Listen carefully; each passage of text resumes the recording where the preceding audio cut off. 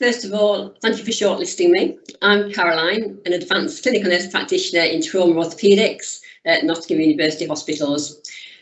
The Queen's Medical Centre campus, as you can see from the top left-hand slide, is the site of our East Midlands Regional Major Trauma Unit, and here is where we have our orthopaedic trauma wards.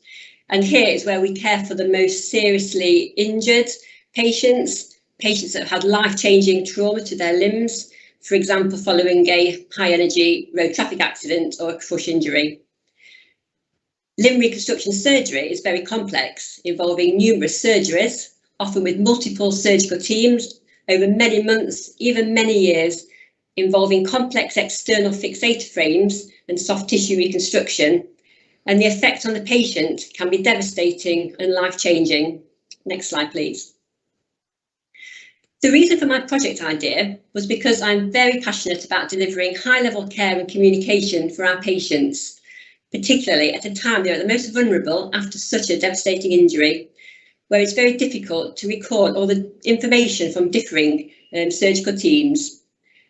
I aim to make a difference in my practice and believe working collaboratively with therapy teams, both inpatient and outpatient, as shown on this slide with Michelle, an occupational therapist working with us, improves patient support after a devastating injury on their journey from inpatient through to rehabilitation.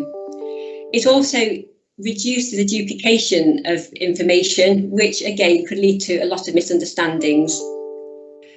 The aim of my project was to be innovative, thinking out of the box, redesigning our communication and support methods with patient involvement at the centre in order to provide even better patient support through communication. Key individuals in therapy teams, OT and physio, were invited by myself to join on the project, and support was given from the patient's medical teams, their medical consultants and surgical consultants. Move to the next slide, please. I recognise that a key element in improving a patient experience of care was to try and understand what the patient themselves felt about the service. The best way for this is to involve the patients in any patient information development. We wanted to listen to existing patients. 25 of the existing patients who had recently undergone complex limb reconstruction over many months and many years were invited to join us to comment what had really mattered to them, what had really helped them in communication, written information, anything along the way. So the methodology we used was in patient questionnaire and interview format. The resulting patient information booklets shown on this slide, and there are also further in the pipeline from our OT and physio teams, contain frequently asked questions, patient-to-patient advice, things like clothing adaptations, showering in a frame, to medical advice such as how do I recognise a pin site infection, what do I do, who do I call? So at the back of all the booklets is a comprehensive list of telephone numbers for 7 days a week where patients phone for advice. This also would help them mentally, particularly after soft tissue reconstruction. Their flaps, their soft tissue reconstruction, can be quite alarming at first. So patients were actually saying they wanted pictorial information. How would it look? And this would help the new patients coming into our service. And the results from patients currently has been excellent. Patients wanted the opportunity to meet other patients along their journey at various stages. So as you can see on the bottom slide, we had a group class where I had nurse-led support and there was physio and OT input. With the pandemic, unfortunately, we had to put this on hold, but we soon became very sustainable and transferred this onto video conference and telephone support. So I would like just to invite our patients that have joined us to just comment on how they felt from the service and when they were in, and they were along our journey writing some of the information with us. All patients have formally consented here. If you could play the video, please. Hi, my name's Harriet and I was involved in a car accident as a pedestrian in January 2020.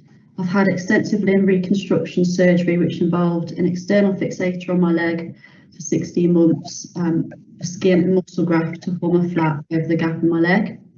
Throughout the whole process of recovery, which is still ongoing, I've had unprecedented first-class care through various communication methods, which has put my mind at ease and provided me with comfort throughout not only a very traumatic time in my life, but also a global pandemic. The care in which I've received has consisted of various forms of support, from drop-in combined nurse practitioner, physiotherapy and occupational therapist gym sessions, to a consistent name and face within these departments that has helped effectively communicate across the multidisciplinary professions. The most important contact I've had has come from my specialist nurse practitioner, Caroline Kirk, whom of which I've had a direct contact number and email address, but also an emergency contact during weekends, direct me to the trauma coordinators. All the contacts in which I've used are detailed in the patient booklets that have been developed and created. I cannot stress enough the importance and trust I've gained from Caroline and the other therapy professionals.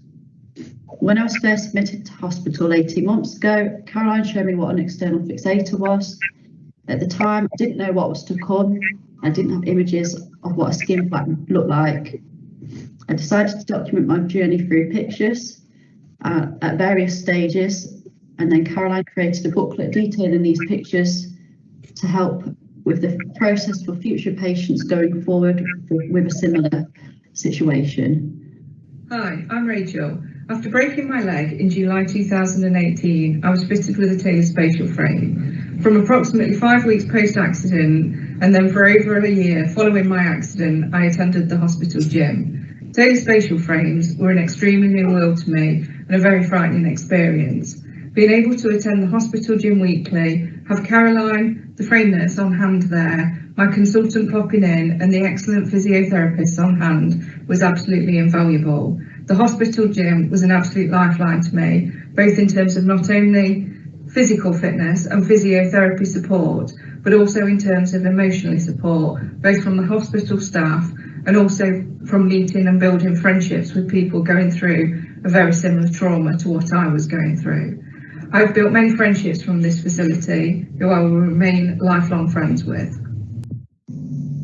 Hi, I'm Paul, and I've been asked to do a short video about the treatment I had with the frame clinic at Nottingham Queen's Med, as I was a patient there for over 5 years, and I found the treatment I got second to none. The whole team were always approachable. I had to travel from Derbyshire, so if the transport was going to make me late for an appointment, they always managed to work around the situation. I was taught and given the confidence to adjust the frame myself at home. So over a few weeks, I was able to grow 6 centimetres of new bone.